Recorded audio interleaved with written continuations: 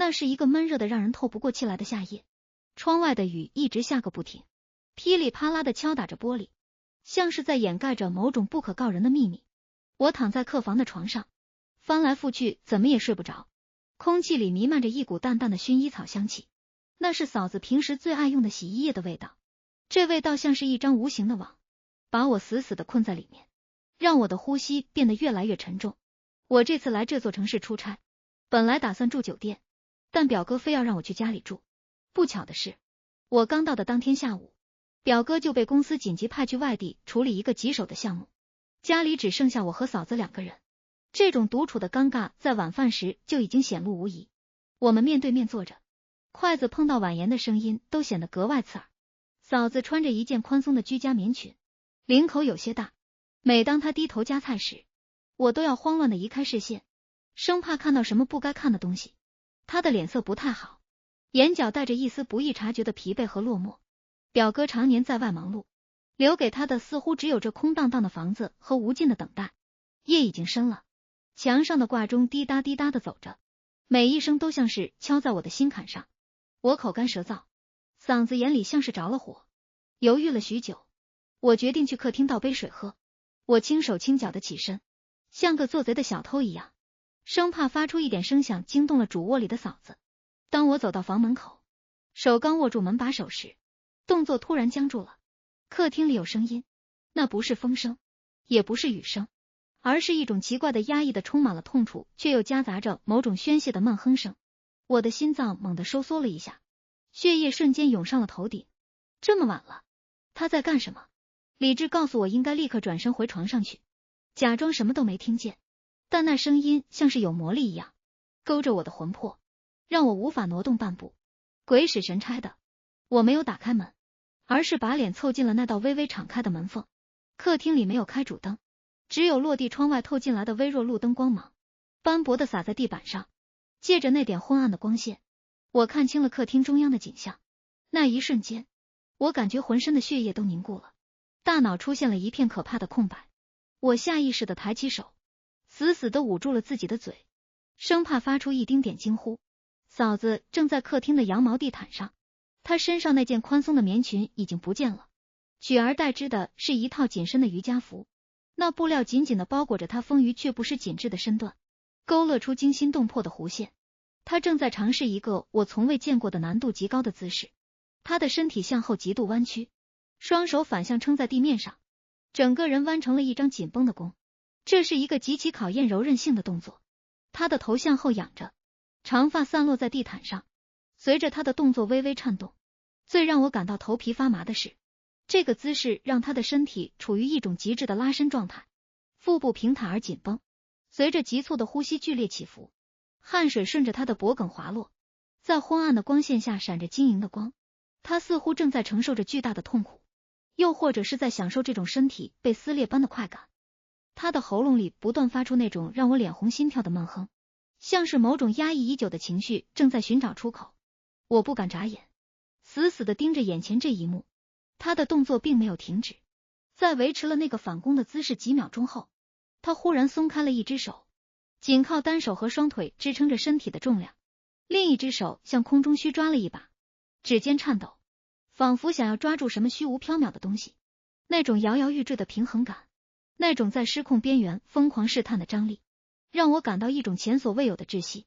它像是一只困兽，在深夜的牢笼里独自撕咬着伤口，用这种近乎自虐的方式来对抗漫漫长夜的孤寂。我的目光无法控制的在他的身上游走，因为倒立和后弯的缘故，血液充斥在他的面部，他的脸颊泛着不正常的潮红，嘴唇微张，大口大口的喘着粗气。那声音在寂静的深夜里被无限放大，像是一把细小的刷子，一下又一下地刷过我最为敏感的神经末梢。我突然意识到，我正在窥探一个成年女性最隐秘的崩溃。这不仅仅是瑜伽，这是一种发泄。表哥的缺席，生活的枯燥，或许还有更多我不了解的委屈，都在这一刻通过这具被扭曲到了极致的身体宣泄出来。他突然变换了姿势，这一次更加大胆，也更加危险。他利用沙发的一角作为支点，将一条腿高高的架在沙发靠背上，另一条腿劈叉在地，上半身却紧紧贴向地面，这个姿势让他的身体几乎折叠在了一起。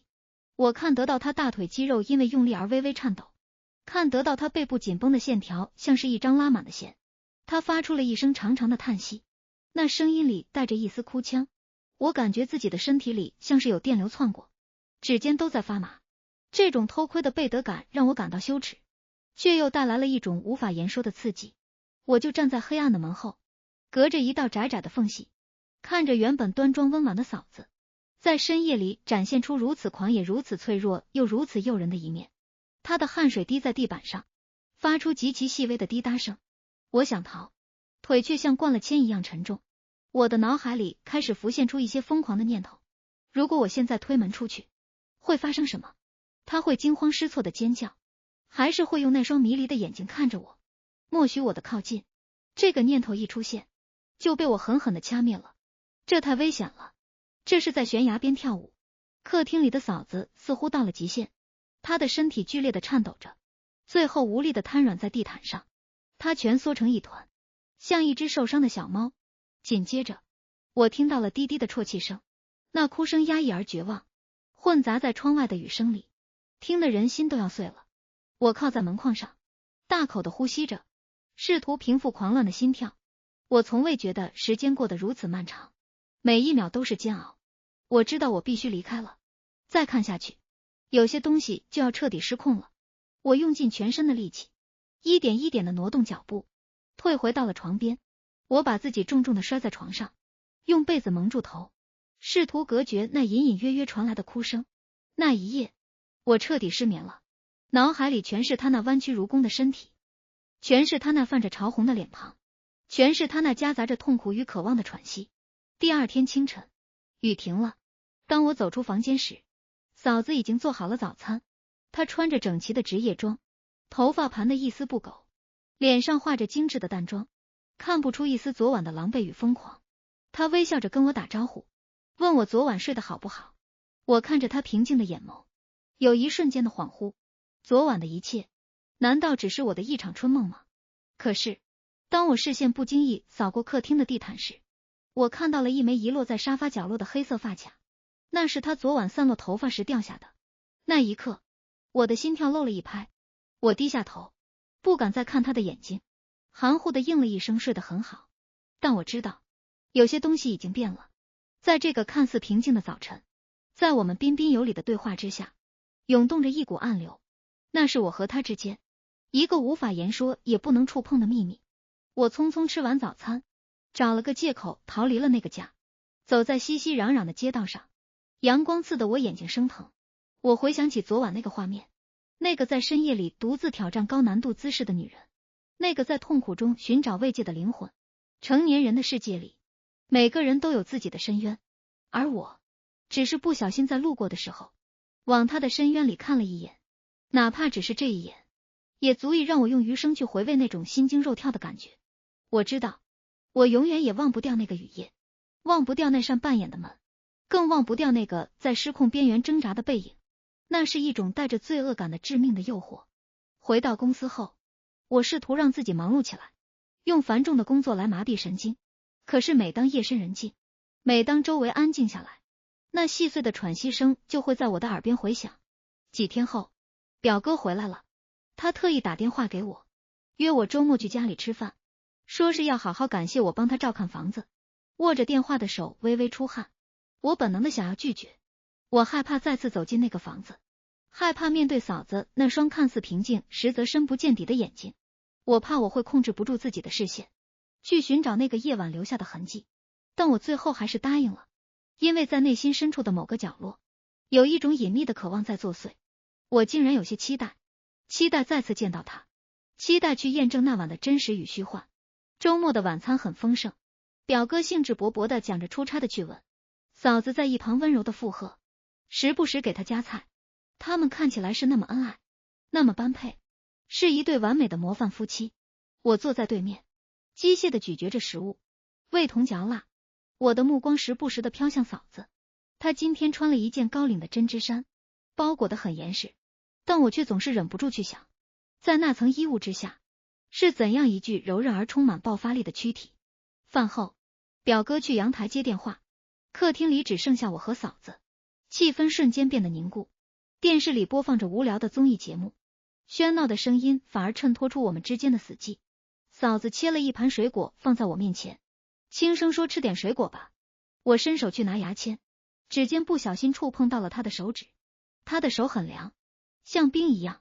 那一瞬间，我们都像触电一样缩回了手。